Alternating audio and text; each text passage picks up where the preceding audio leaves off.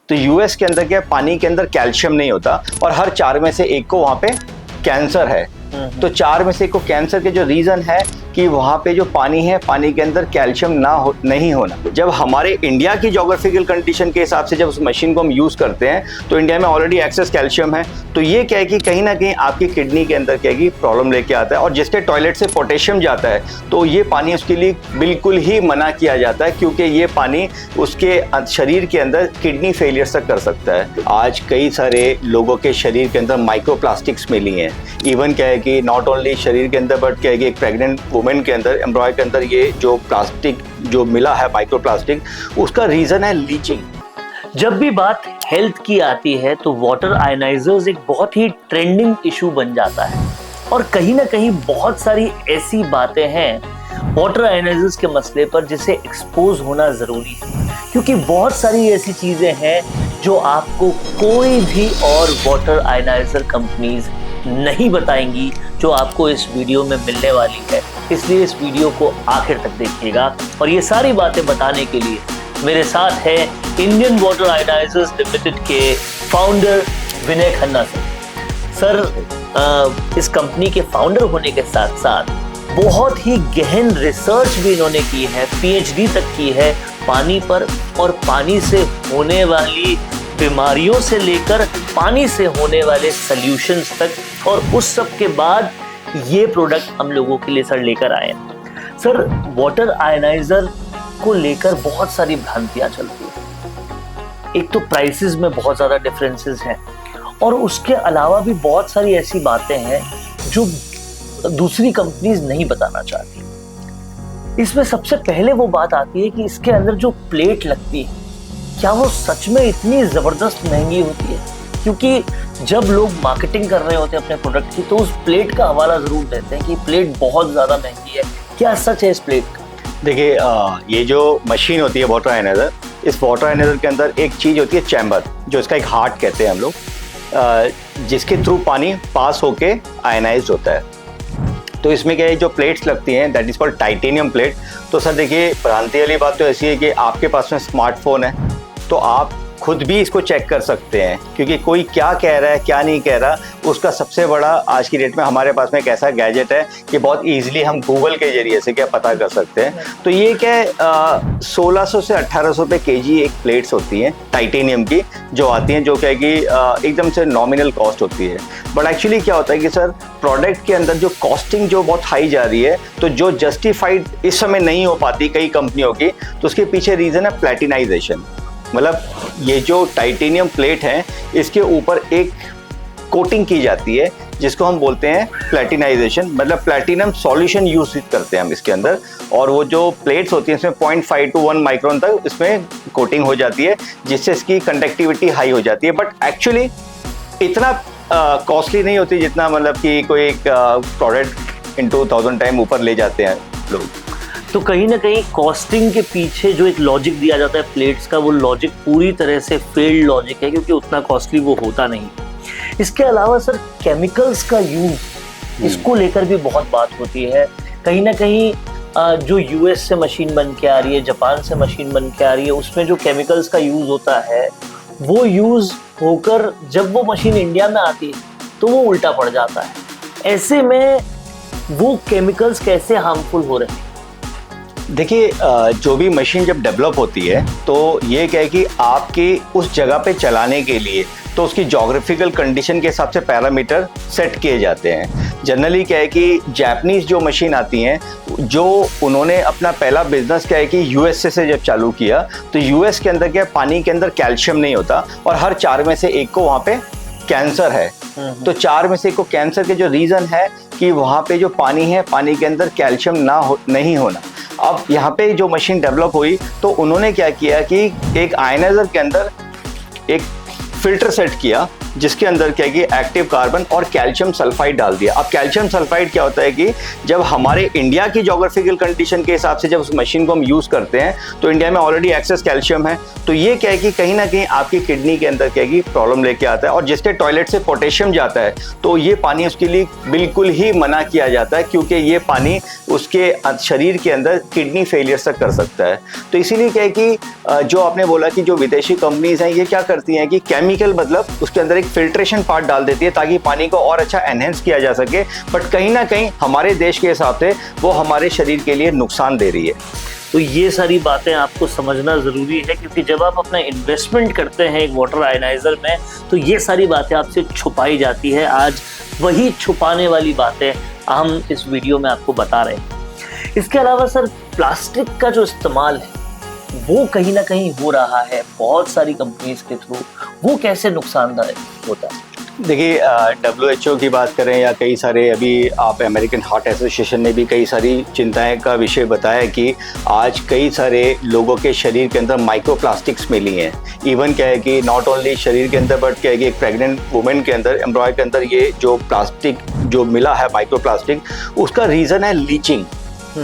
Leaching समझते हैं sir आप? बिल्कुल, लीचिंग मतलब सर क्या होता है कि जैसे आप एक प्लास्टिक की बोतल लीजिए, उसमें आप जब पानी भरेंगे तो आप देखेंगे कुछ समय के बाद में ना वो प्लास्टिक की बोतल आपको थोड़ी लाइट हो जाती है। रीजन बिहाइंड क्या है, उसके अंदर का जो प्लास्टिक होता है ना वो पानी घोलने की ताकत रखती है। तो जनरली आयनाइज्ड वाटर के अंदर पहले ही इतनी ताकत होती है कि वो किसी भी पानी के अंदर क्या है कि सब्सटेंसेस को घोल सकती है। तो इसमें एक सबसे बड़ा इशू आता है ABS फूड ग्रेड का। अगर आपके पास में क्या फूड ग्रेड प्लास्टिक अगर यूज नहीं होगी तो चैम्बर के अंदर क्या होगा, आपके माइक्रो प्लास्टिक घुलने से क्या आपके शरीर के अंदर वो माइक्रो प्लास्टिक जा सकती है, जो कहीं ना कहीं आपके शरीर को और नुकसान पहुंचा सकती है। और बाकी हम लोग ये भी कहते हैं कि कई बार क्या होता है कि सर इंटेंशनली नहीं होता, but just because of the lack of knowledge, क्योंकि एक माँ को नहीं पता कि वो जो पानी अपने बच्चे को पिला रही है कि वो फायदेमंद है नुकसानदायक है, क्योंकि कौन चेक कर रहा है? हम लोग अपने घरों के अंदर क्या है कि कोई पानी को सर इस टाइप से चेक नहीं करते। तो जनरली जब आयनाइजर यूज होता है, चाहे किसी भी कंपनी का हो, तो उसकी सबसे बड़ी जो इंपॉर्टेंट बात ये होती है कि whenever you are pressing 8.5 pH, जब आप 8.5 को दबा रहे हो तो 8.5 आना चाहिए। जनरली क्या होता है कि विदेशों की जो मशीनें आती हैं लाइक जापानीज, कोरियन या चाइनीज, मैं ये नहीं कहूँगा कि वो बना नहीं सकते, बट उनकी जोग्राफिकल कंडीशन ऐसी है कि उनको जरूरत नहीं है। बट हमारे देश में क्या है, आप जयपुर को लो, दिल्ली को लो, मुंबई को लो, सबका पानी अलग है सर। इवन जयपुर के अंदर आपको 4 टाइप का पानी मिल जाएगा।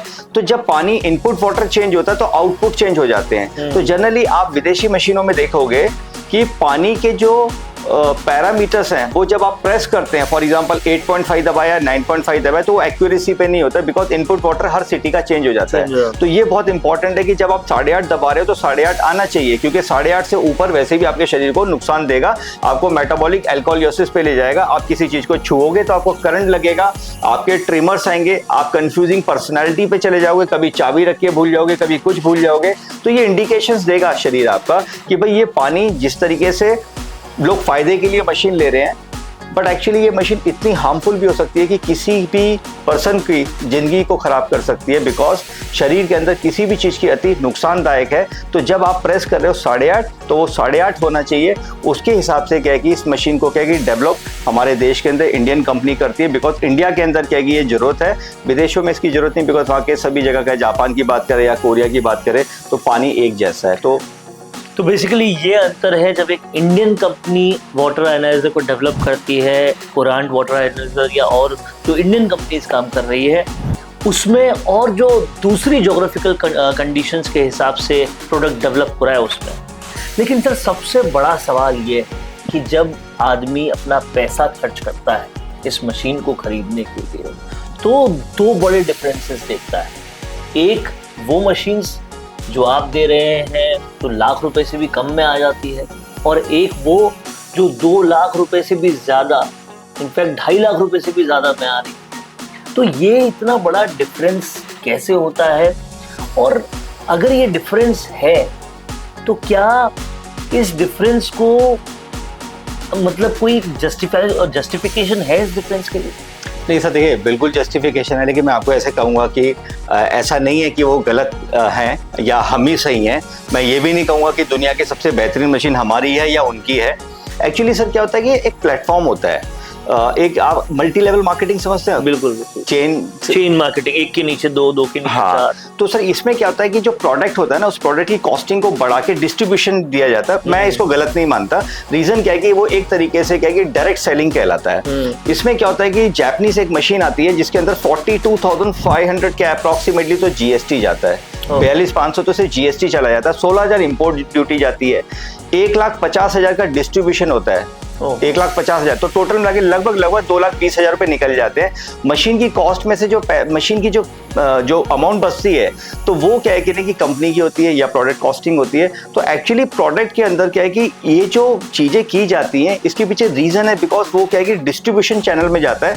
तो ये एक प्लेटफॉर्म है, अगर किसी को पैसा कमाना है तो उसके कारण ये क्या है कि रेट ऊपर जाते हैं। लेकिन मैं यही कहूँगा कि मशीन जो होती है वो बेस्ट है, चाहे जापान की हो, चाहे कोरिया की हो, चाहे चाइना की हो। बट जो अमाउंट जो ऊपर गया था उसके पीछे रीजन था appreciation of cost just because of multi level marketing. तो वो गलत भी नहीं है, और मैं आपको उसको ये कहूँगा कि ये डिपेंड करता है कि अगर आप उस प्लेटफॉर्म को देख रहे हैं तो वो एक बहुत राइट प्लेटफॉर्म है आपको क्या है कि अर्निंग अपॉर्चुनिटी के लिए। बट अगर आप हेल्थ को देख रहे हैं तो फिर sir you have 35 choices in India. 35 company और भी हैं जो कोरिया की भी हैं, जापान की भी हैं, चाइना की भी है, और भी बहुत सारे, और इवन इंडिया की भी। तो कहीं ना कहीं ये रेट जो ज्यादा हो रही है, प्राइस ज्यादा हो रही है, वो क्यों हो रही है ये आपको पता होना चाहिए। और इसीलिए आज इस कंपोनेंट को भी हमने इस वीडियो का पार्ट बनाया है, क्योंकि ये आपको और कोई नहीं बताएगा।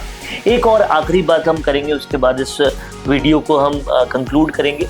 सर, क्या ये वाटर आयनाइजर हमेशा फायदेमंद ही होता है? क्योंकि ऐसी भी कई बातें आती है कि कहीं नुकसानदायक भी है। देखिए, मैं आपको सही बताऊं तो कि पिछले जब मैंने शुरुआत की थी तो मुझे पता था कि इससे फ़ायदेमंद है और हम इसी के पीछे दौड़े थे।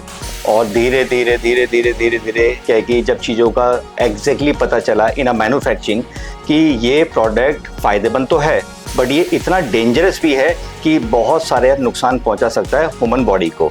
तो जब हमें इसके बारे में पता चला तो हमने देखा कि ना कि आपके पास में ऑलरेडी लॉट ऑफ स्टफ आपको गूगल पे भी मिल जाएगा, बट प्रैक्टिकली मैंने देखा एक्चुअली ये किडनियाँ ख़राब कर सकता है, ये आपके शरीर के अंदर क्या है कि मेटाबॉलिक एल्कोहोलिसिस जो मैं बता रहा था, आपको क्या है कि ना कि कई ऐसी बीमारियां पैदा कर सकता है जिसमें आप बिल्कुल सब चीज़ भूल जाएंगे या आपको ट्रिमर्स आएंगे। तो ये जो चीज़ें थी, इसको जब हमने स्टडी किया तो पता चला कि बॉडी का अपना एक पैरामीटर है। बॉडी के अंदर क्या है कि जैसे अभी आपने कोई टैबलेट सुनी होगी, कोई भी टैबलेट ले ले, लाइक थायराइड की, तो 25 mg भी है, 50 mg भी है, 100 mg भी है, 200 mg भी है। या पैरासीटामोल देखेंगे आप, बच्चे को हम क्या सिरप दे रहे हैं, छोटे बच्चे को आधी गोली तोड़ के दे रहे हैं, कोई 100 mg 200 mg खा रहा है, 650 mg भी आ रही है। तो बॉडी के अंदर जो चीज आ रही है mg है ना, ऐसे ये पानी mv है, मिलीवोल्ट। तो पानी क्या चार्ज होके बाहर आता है, तो हमारा जो सेल है वो -70 मिलीवोल्ट नेगेटिव चार्ज में हाइड्रेट हो जाता है। अगर ये ज्यादा चार्जिंग पे गया तो ये अल्कोहलियोसिस पे ले जाएगा, और अगर कम चार्जिंग होगी तो प्रॉब्लम एसिडोसिस पे जाएगी। तो अगर कोई आदमी दारू, सिगरेट, तंबाकू, गुटखा खा रहा है, आपने देखा होगा कि 80-90 साल तक भी लोग जी लिए, बट अल्कोहलियोसिस एक ऐसा पैरामीटर है जिसमें आपके शरीर को बहुत ज़्यादा नुकसान होगा। तो सबसे बेस्ट बात यह है कि अगर आप इस मशीन को यूज़ करते हैं तो कभी भी आप किसी की भी बातों में मत आइए, किसी की भी बातों को फॉलो मत करिए। आप सिर्फ और सिर्फ क्या है कि डॉक्टरों से राय लीजिए, WHO के आर्टिकल्स को पढ़िए कि वो क्या कहते हैं, या हर मशीन के साथ में कैटलॉग्स आते हैं। आपने देखा हुआ मोबाइल भी खरीदते हैं तो आपकी बुकलेट आती है, पढ़ता कोई नहीं है सर, सबको लगता है कि मैं चला लूँगा। तो इस मशीन के अंदर भी क्या है कि सर आपको यहाँ पे 2 टाइप के लोग मिलेंगे, एक तो इंटेंशनली आपको बता रहे हैं, एक lack of knowledge. Generally India में लैक ऑफ नॉलेज है, उनको खुद को नहीं पता क्या है क्या नहीं है।